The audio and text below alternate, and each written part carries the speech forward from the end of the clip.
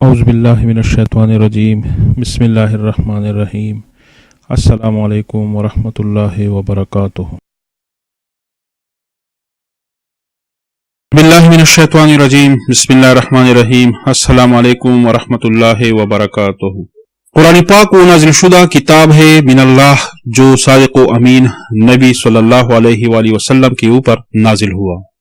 یہ مصاحف میں لکھا ہوا ہے، یہ محمد صلی اللہ علیہ وسلم سے نقل کیا جا چکا ہے متواتر طریقے سے۔ ہزاروں صحابہ کرام نے آپ صلی اللہ علیہ وآلہ وسلم سے سنا ہے، پھر انہوں نے یاد کیا ہے، پھر ان سے تابعین نے سیکھا ہے، پھر تبع تابعین، اور یہ اس طرح یہ سلسلہ چلا آ رہا ہے۔ اور آج ہر مسلمان کا یہ عقیدہ ہے کہ یہ وہ کتاب ہے جو نبی اکرم صلی اللہ علیہ وآلہ وسلم پر اللہ تعالی کی طرف سے نازل شدہ کتاب ہے۔ متواتر کا منکر پاگل ہوتا ہے۔ قرآن کو قرآن اس لیے کہتے ہیں کہ یہ دنیا میں تمام کتب و جرائد سے زیادہ پڑھا جاتا ہے۔ یقرأ علی عدیم الارض اکثر من جمیع الکتب، اب بھی کسی نہ کسی مسجد گھروں میں اس کی تلاوت ہوگی۔ سعودی ہم سے 2 گھنٹے آگے ہے، الجزائر وغیرہ اس سے آگے ہے۔ بہت سے مساجد ایسے ہوں گے جہاں مغرب کی نماز پڑھی جائے گی، کہیں عصر، کہیں عشاء، کہیں ظہر۔ دنیا میں ہر لمحہ قرآن کی تلاوت جاری رہتی ہے۔ لیل النہار میں ایک لمحہ ایسا نہیں جس میں اس کی تلاوت نہ کی جا رہی ہو۔ قرآن کریم ایک اعلیٰ ترین علمی کتاب ہے۔ اس میں فطری حدود کے اندر علم و عقل کی پوری رعایت کی گئی ہے۔ قرآن مجید کا مقصد تذکیر و نصیحت ہے۔ قرآن کا سادہ اسلوب ہے، فنی اسلوب بالکل نہیں ہے۔ قرآن مجید میں بعض احکامات یا امور کی تکرار ہے جو ناگوار نہیں لگتی، اور ضروری اہم ترین مقاصد کے اہمیت اجاگر کی گئی ہے جس سے روح کو لذت ملتی ہے۔ قرآن کریم ایک دعوتی کتاب ہے۔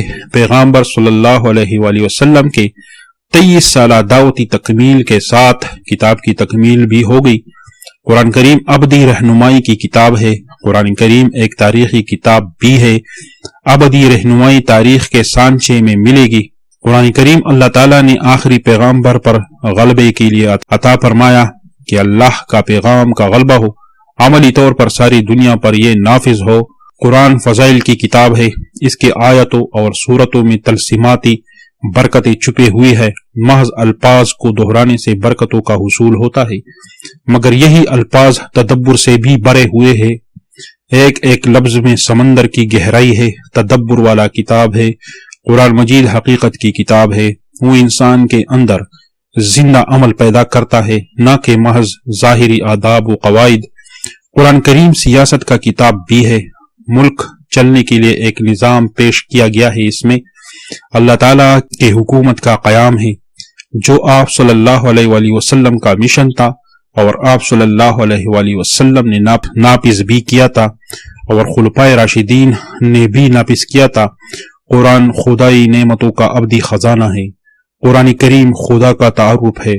قرآن کریم اللہ اور بندے کا مقام ملاقات ہے۔ قرآن ایک فکری کتاب ہے۔ قرآن کریم عملی زندگی میں رہنمائی کی کتاب ہے۔ اس کے بتائے ہوئے احکامات ہدایت پر عمل کرنا پڑتا ہے۔ قرآن کریم غیب کی دنیا کی سطح پر چلنے کی ترغیب دیتا ہے۔ اللہ تعالیٰ سے خوف پیدا ہو جائے، اس سے محبت پیدا ہو جائے۔ یہ کتاب ہمیں سکھاتا ہے کہ جہنم سے بھاگے اور جنت کی طرف دوڑے۔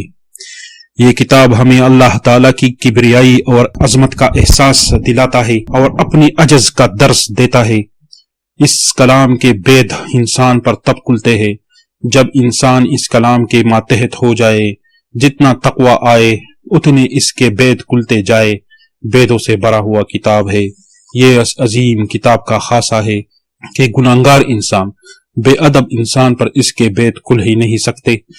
قرآن کریم کی صورتوں اور عبارتوں میں ایک گہری ترتیب ہے۔ چھوٹے چھوٹے ٹکڑوں میں پورا پیغام ملتا ہے۔ ایک ایک پیراگراف میں ایک ایک بات ذہن نشین کرانے کی کوشش کی گئی ہے۔